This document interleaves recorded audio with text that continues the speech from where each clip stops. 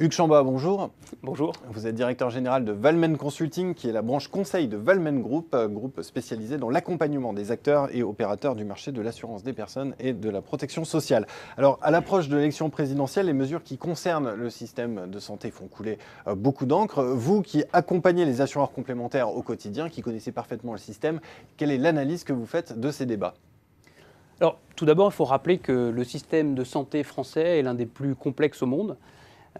Comme on le cite souvent, c'est vrai que les éditeurs de logiciels spécialisés qui font de la santé, au niveau mondial, une fois qu'ils ont fini de développer le module santé français, ils sont confiants pour aller aborder à peu près n'importe quel marché, Oui. tellement il y a de spécificités, d'acteurs, de normes, etc. Oui, ça en dit long sur la complexité, effectivement. Exactement, donc c'est un environnement qui est déjà assez complexe.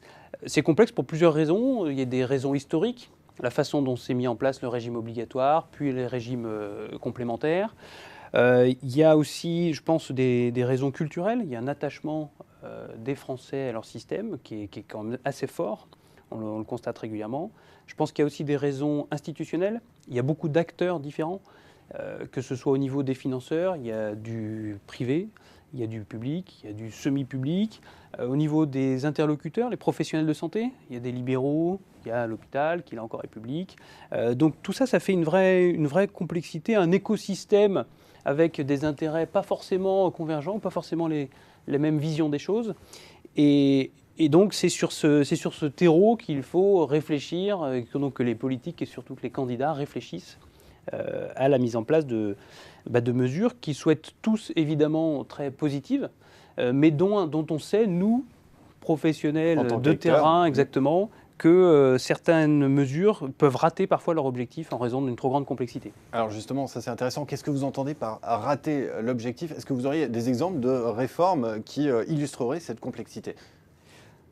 Alors, oui, illustrer la complexité, bon, il y a deux dimensions dans la complexité. Il y a d'abord une complexité législative, il s'agit de traduire des lois.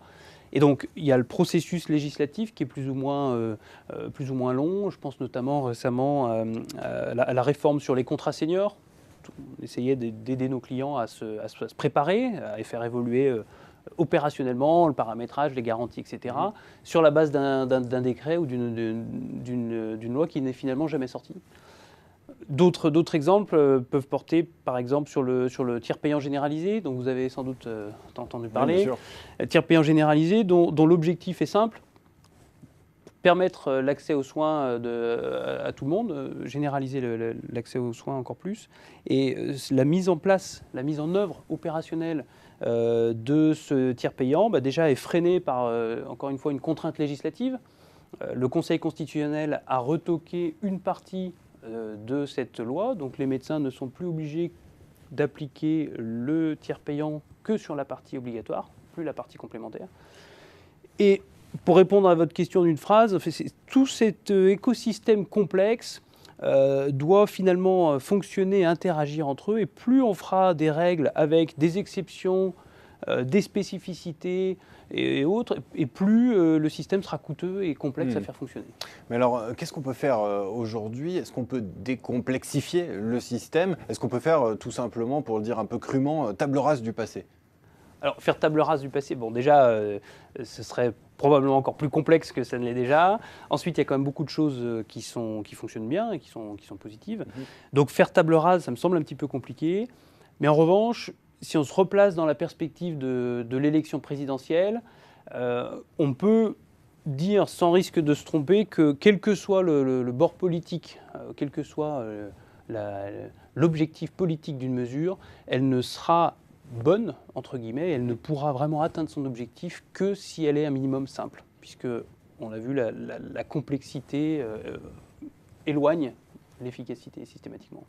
Eh bien, merci Hugues Chamba, le message est passé, il est on ne peut plus clair, il est simple là pour le coup. Merci beaucoup. Merci.